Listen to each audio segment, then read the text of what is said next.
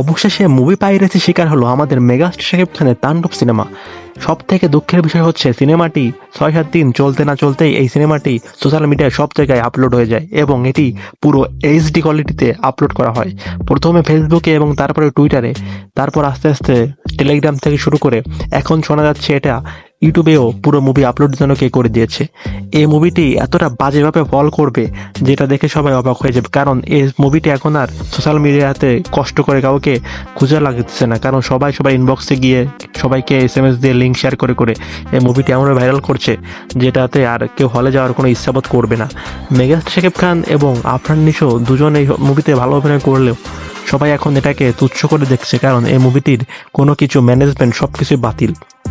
রায়হান রাফি এবং তার পুরো তাণ্ডব টিম এই ছবিটির জন্য কোনো রকমের খাটুনি খাটেননি, কারণ তারা এই ছবিটিকে প্রথম থেকেই লিক করা থেকে আটকাতে পারেননি এবং মুভিটি রিলিজের পরপরই এত সমস্যা দেখা দিচ্ছে। আফরান নিশোর ফ্যানরা এটা করেছে তাই বলা হচ্ছে, কিন্তু এখানে আফরান নিশোর ফ্যানদের দোষ দিয়ে লাভ কি? কারণ রায়হান রাফি এবং তার ম্যানেজমেন্ট টিম যেহেতু এতটা নিরুপায়, সেখানে সে বা কি বলবে? যার ফ্যানে লিক করুক না কেন, এখানে দোষ তাদের, কারণ তারা এই মুভিটাকে ভালোভাবে ম্যানেজ করতে পারেনি, তাই তো এরকম অবস্থা হয়েছে। প্রথম থেকে শুরু করে এখন পর্যন্ত মুভির সব কিছু সিন লিকড হয়েছে সোশ্যাল মিডিয়াতে। এখন এটা নিয়ে আপনাদের কি বিষয়ে মতামত? কারণ একটা জিনিস আপনাদেরকে বুঝতে হবে, এই সিনেমা যেহেতু লিক হয়ে গেছে তখন এজন্য কেউ আর হলে যাবে না, হলে না গেলে তো সিনেমা ফ্লপ হবে।